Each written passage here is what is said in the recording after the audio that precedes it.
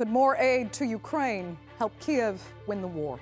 Opponents of more funding argue it simply prolongs suffering on both sides, but with no one willing to negotiate. Are there any better options? I'm Andrea Sanke, and today's Newsmaker is aid for Ukraine.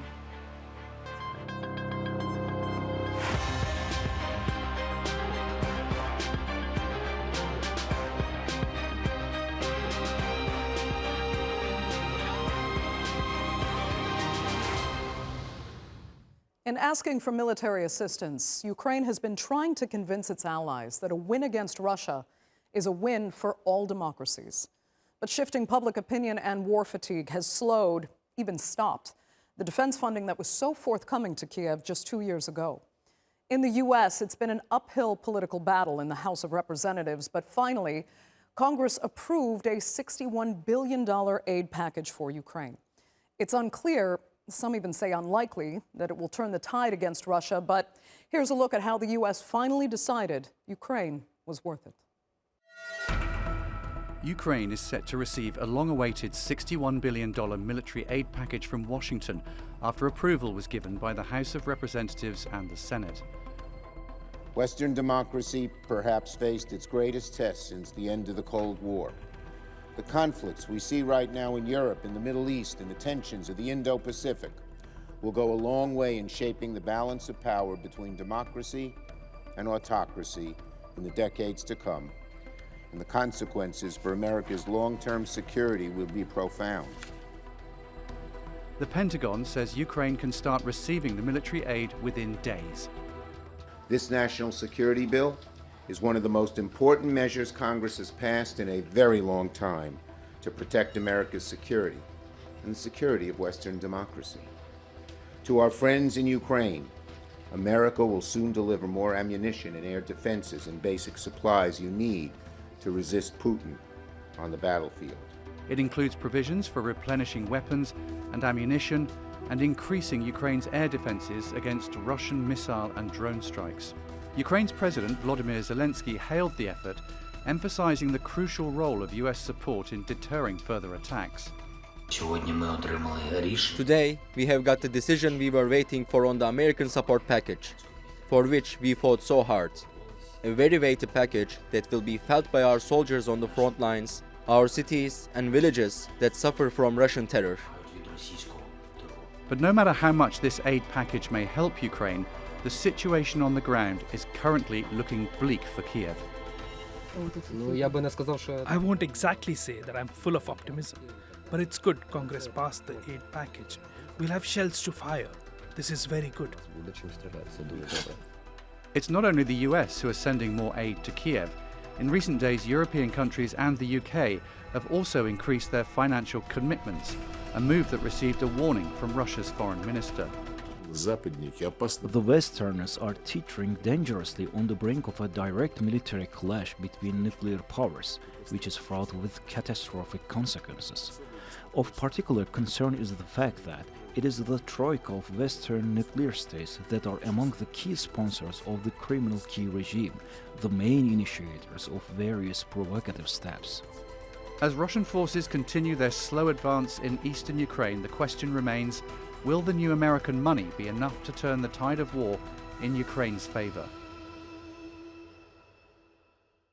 Well, joining me now to discuss how much this aid package can help, plus what the longer-term prospects for this conflict really are from Washington. Retired U.S. Army General and former Assistant Secretary of State for Political and Military Affairs, Mark Kimmitt.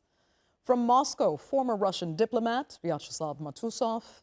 And from London, former Moscow-based correspondent and host of the podcast Backstory, Dana Lewis. Thanks all so much for being with me. You know, I haven't heard anyone call this aid package an actual game changer, but Dana, how important is it for Ukraine to be able to at least try to prevent any further losses, including, staving off the Russian offensive that they're expecting?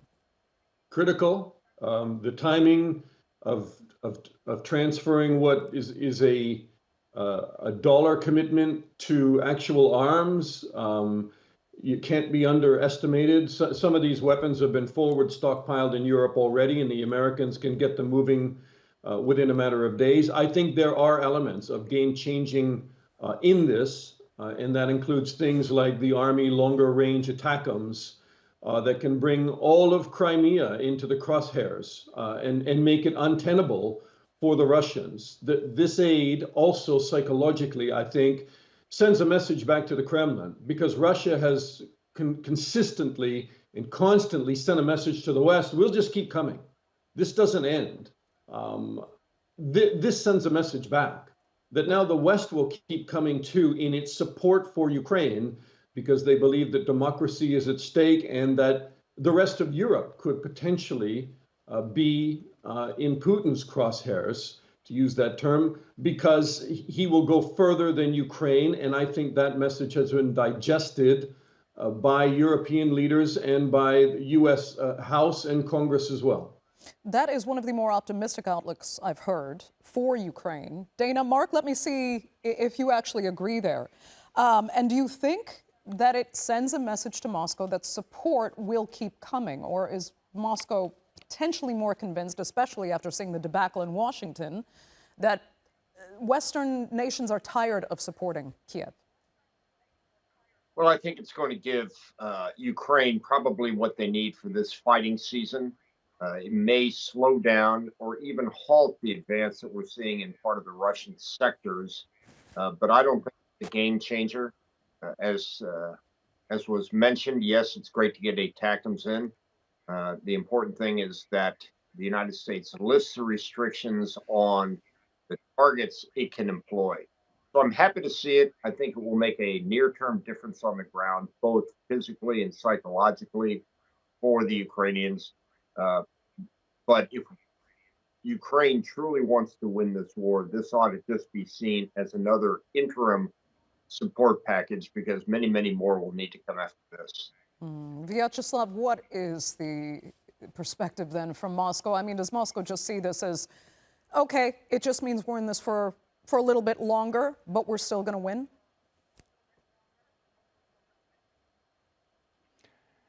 Well, I don't think that it will be longer, that it is possible according to the balance of power, military power on the field. So Russia doesn't consider that there is any chance for ending war according to the plan proclaimed by Boris Johnson and Antony Blinken. They said exactly that no negotiation, no political solution without full military failure of Russian Federation, Russian army. That's why this position of Western powers strongly supporting Ukrainian army, Ukrainian government, I think that it is not acceptable absolutely. On the contrary, it pushes Russian administration, Russian government, Russian military command to concentrate on the victory in the field. And this is any additional support for ammunition, for rockets, for technique for Ukrainian army cannot change the situation in the field. The situation in the field is devastating to Ukrainian side, because Russians are on offensive during 2 weeks, even more, and not in a hurry. Every day they were taking new positions ahead. So my opinion is... So Vyacheslav, let me be clear. I mean, you're saying actually that this aid package would be counterproductive for the West, because it seems to be, you think, focusing the Russian military's minds even more, motivating them, in a sense, to go forward even stronger. Then tell me what the end game is, because you've actually said Russia is not going to make any concessions whatsoever. So what does Russia ultimately want? All of Ukraine? Russia doesn't want. Russia did want Previously, 1921, 1922, they demanded from NATO organization, from the United States administration, stop in spreading NATO to the frontiers of Russian Federation, to keep, to froze all the spreading NATO for previous years, beginning in 1997. And that's why we were refused. We have refused from the West. That's why the main base for a possible political solution is demilitarization of Ukraine, neutral position, and some points that are registered in Istanbul negotiations process in April 22. Okay. I think they lost the opportunity, great opportunity. They lost it. And they repeated the same thing. Today, it is very, very difficult because quite a lot of people died for some goals, for some aims. And I think that it is not can be converted in negotiation process. Putin and Lavrov said very firmly, we are ready, but not stopping war. Okay, so with a political solution seemingly that far off, Dana, we're back to what's at stake militarily right now.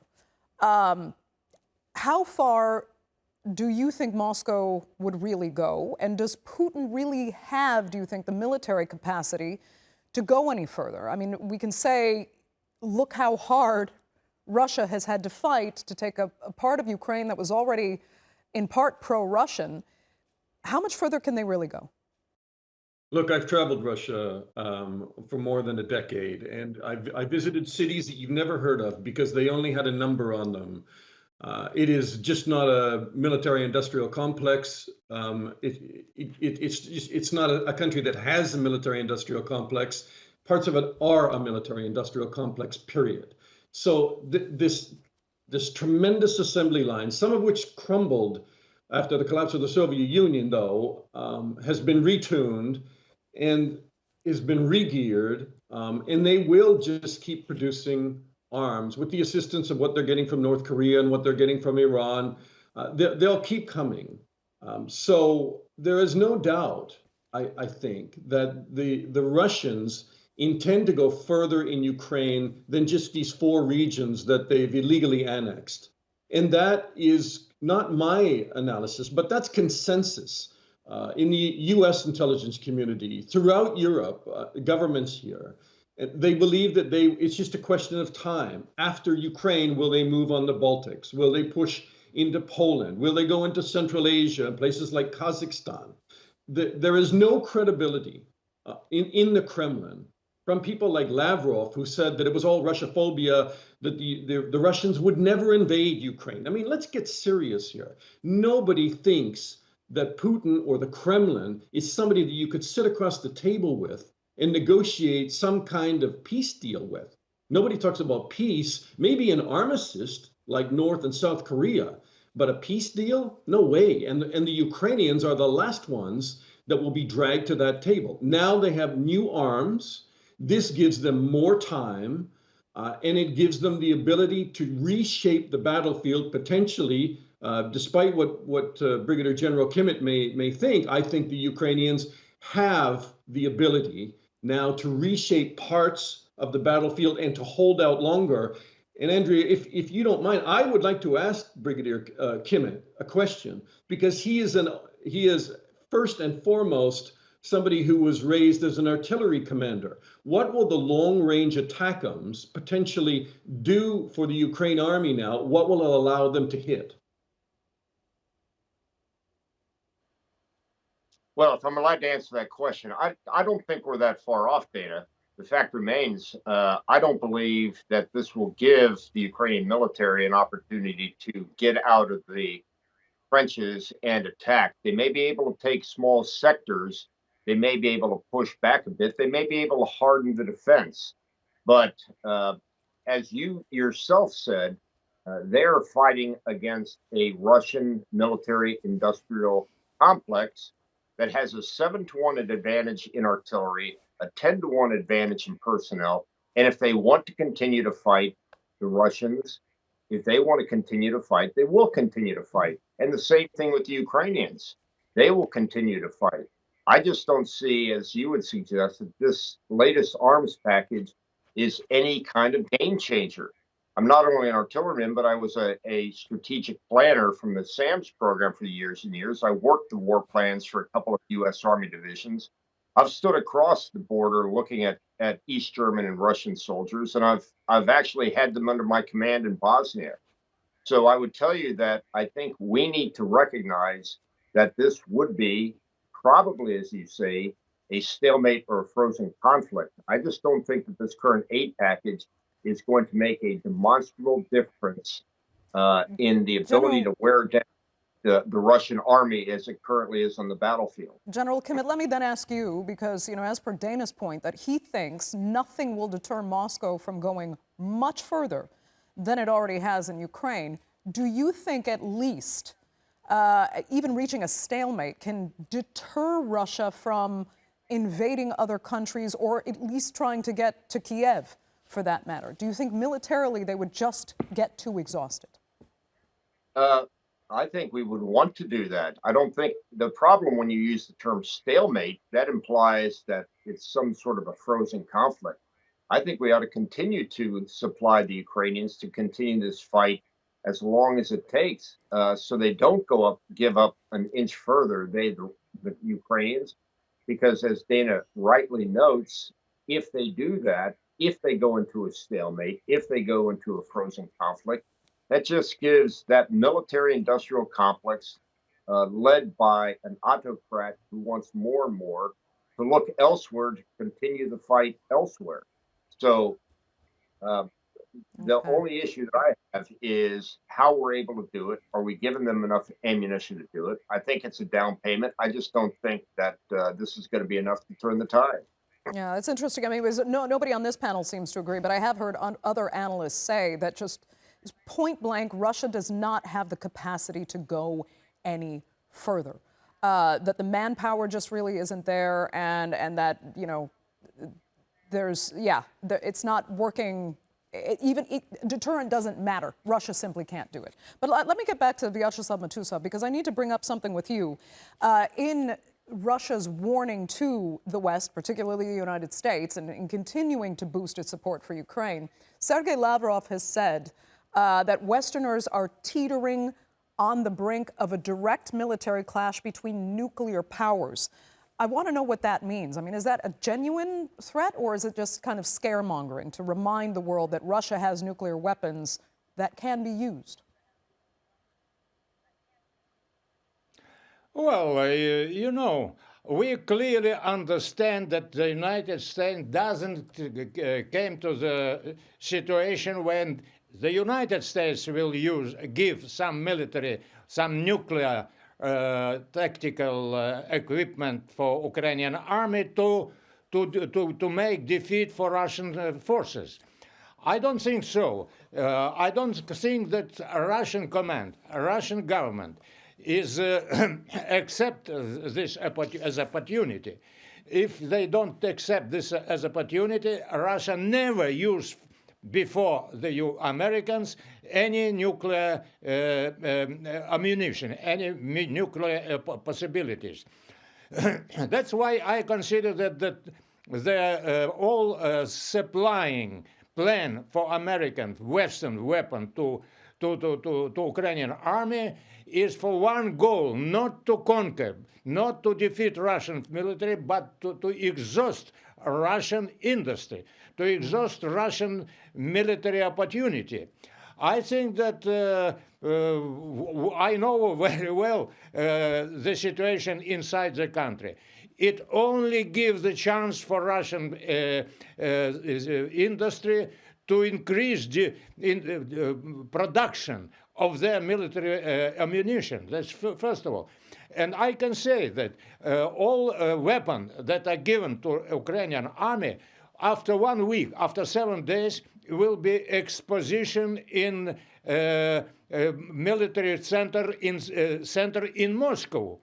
in all about 30 pieces of Western-made ammunition, tanks, well, and some cars, military, 30 from 12 countries are exposed, and today they began installation, all the captured Western military equipment in the center of Moscow, Kutuzovsky Prospect. It is the center of Moscow. Right. I think that it will be good signal for the United States that their equipment can be decisive in that battle that is coming, because this is battle for existing, not for capturing any political or diplomatical privileges. Dana, let me come back to you, because there's another angle here about the potential benefits for Ukraine with this aid package, and that it could help keep Ukrainians from trying to avoid the military. The government has actually had to talk about conscription because some young men have been fleeing the country in fear that they will be drafted. Do you think this kind of gives a morale boost in a way that could keep young Ukrainians motivated? I think the average age of a Ukrainian soldier now is about 43. So will this help? I mean, I think the Ukrainians are going to have to come to terms with the ages that they're drafting from, and they're going to have to draft younger Ukrainians. I mean, the war is now in its third year.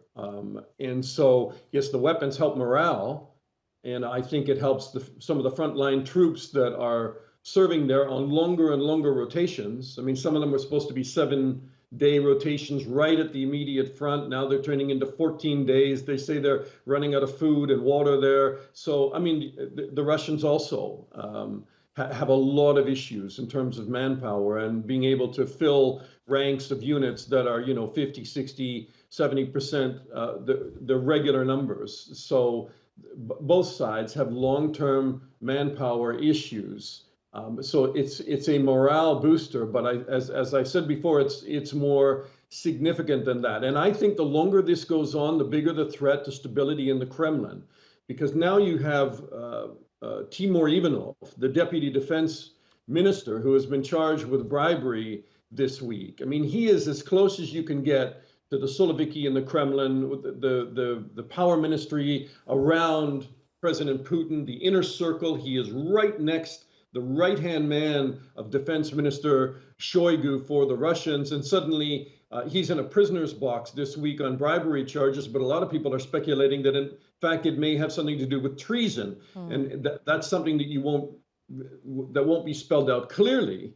But there are many problems for Putin's administration right now as this war continues on, the numbers of dead increase, and we are at that moment where President Putin has inauguration on May 7th, and May 9th is the traditional Russian victory day over Nazi Germany from World War II, the Great Patriotic War, as they call it. So the Russians want to see some progress on the battlefield, and I think that's why in the short term, as these weapons are being staged and getting ready to be handed over to the Ukrainians, you'll see a big push from the Russians in Ukraine. Okay. General Kimmitt, I mean, there's one last kind of issue to look at here, because when we talk about, the hope that the Americans have that this will somehow deter Moscow, if it's not successful on the battlefield, we've looked at the U.S. and Europe try to take other punitive actions, mostly via sanctions, which seem to have failed. We just heard yesterday Sberbank announced a record dividend payout for 2023.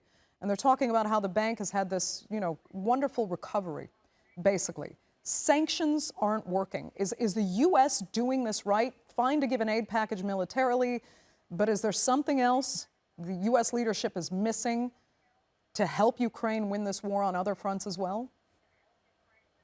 Yeah, I really think that, like you, sanctions don't work here. They haven't worked around the world, except in a couple of unique cases to actually alter or change a national behavior.